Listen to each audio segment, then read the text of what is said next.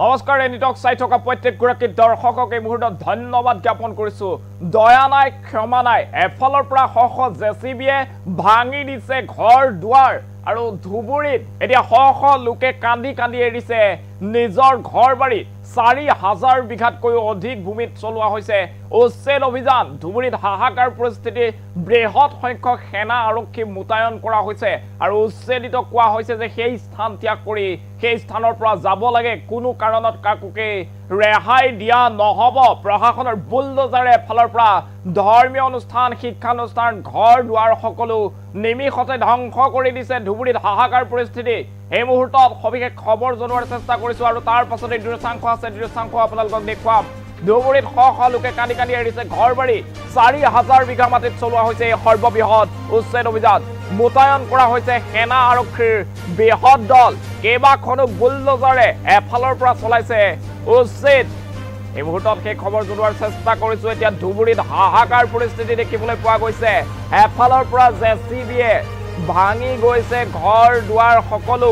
আৰু কাকুকে ৰেহাই দিয়া হোৱা নাই বৃহৎ সংখ্যক সেনা আৰক্ষী মুতায়ন কৰা হৈছে কোনো কাৰণত এই উচ্ছেদ বন্ধ নহয় কোনো কাৰণত উচ্ছেদিত যাতে প্ৰতিবাদ কৰিলেও শান্ত কৰিব পৰা যায় সৰ্বশক্তি প্ৰয়োগ কৰি এই ৪,০০০ বিঘাতকৈ অধিক ভূমি যাতে চৰকাৰৰ হাতলৈ আনিব পৰা যায় তাৰ বাবে চৰকাৰ প্ৰশাসন সম্পূৰ্ণৰূপে সাজু হৈ উঠিছে ধুবুৰীত হাহাকাৰ পৰিস্থিতি আৰু প্ৰায় কেইবা হাজাৰো পৰিয়ালে বসবাস কৰি আছিল এই বৃহত্তৰ ভূমিত ১০,০০০ৰো অধিক পৰিয়াল আছিল আৰু সেই পৰিয়ালসমূহত এতিয়া হাহাকাৰ অৱস্থা এই মুহূৰ্তত মই ফুল স্ক্ৰীনত সেই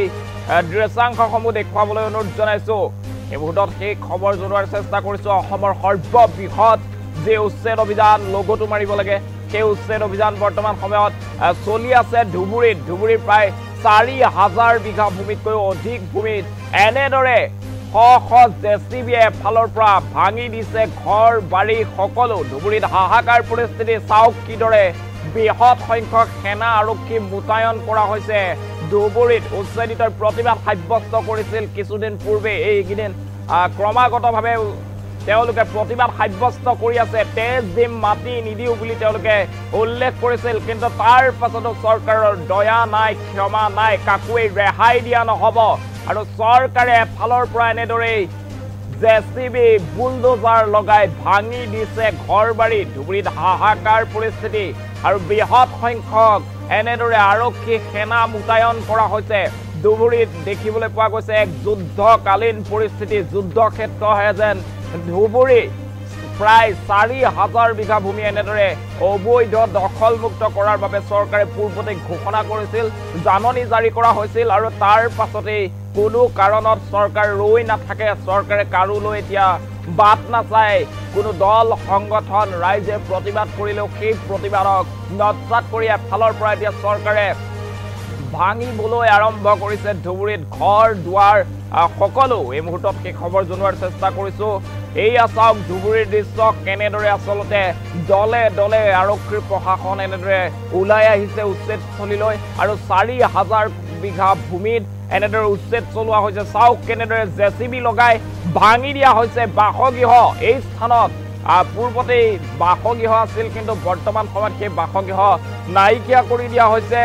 যি মছজিদ আছিল সেই স্থানত শিক্ষানুষ্ঠান আছিল সকলো ভাঙি দিয়া হৈছে কোনো কাৰণত কাকুৱে ৰেহাই দিয়া নহব বুলি চৰকাৰে মন্তব্য প্ৰকাশ কৰিছে আৰু এই যি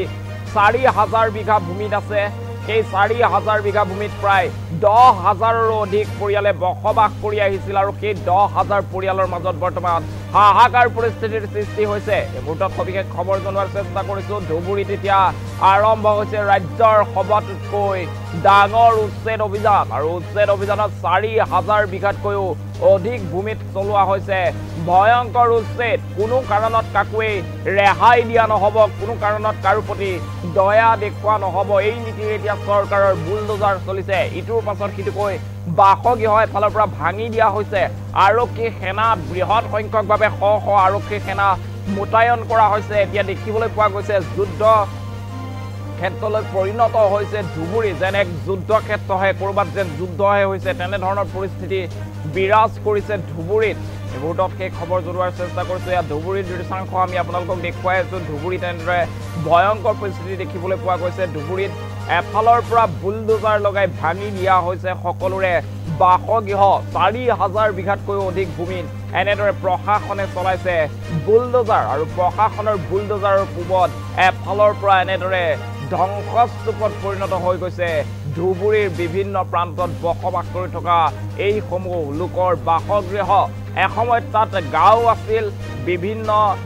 লোকে বসবাস কৰি আহিছিল দীৰ্ঘদিনৰ পৰা, কিন্তু সেই গাঁও সম্পূৰ্ণৰূপে এতিয়া ধ্বংসপ্ৰাপ্ত হৈছে। সেই গাঁও এফালৰ পৰা এনেদৰেই জেচিবি বুলডোজাৰ লগাই ভাঙি দিয়া হৈছে। বাসগৃহ আছিল, শ লোকৰ বাসগৃহ আছিল, সেই বাসগৃহসমূহো এফালৰ পৰা ভাঙি দিছে প্ৰশাসনে। বৃহৎ সংখ্যক সেনা আৰক্ষী মোতায়েন কৰা হৈছে ধুবুৰীত, আৰু কোনো কাৰণতে যাতে সেই যে উচ্ছেদ অভিযান প্ৰশাসনে চলাইছে সেই উচ্ছেদ অভিযান বন্ধ নহয়, তাৰ বাবে এনেদৰে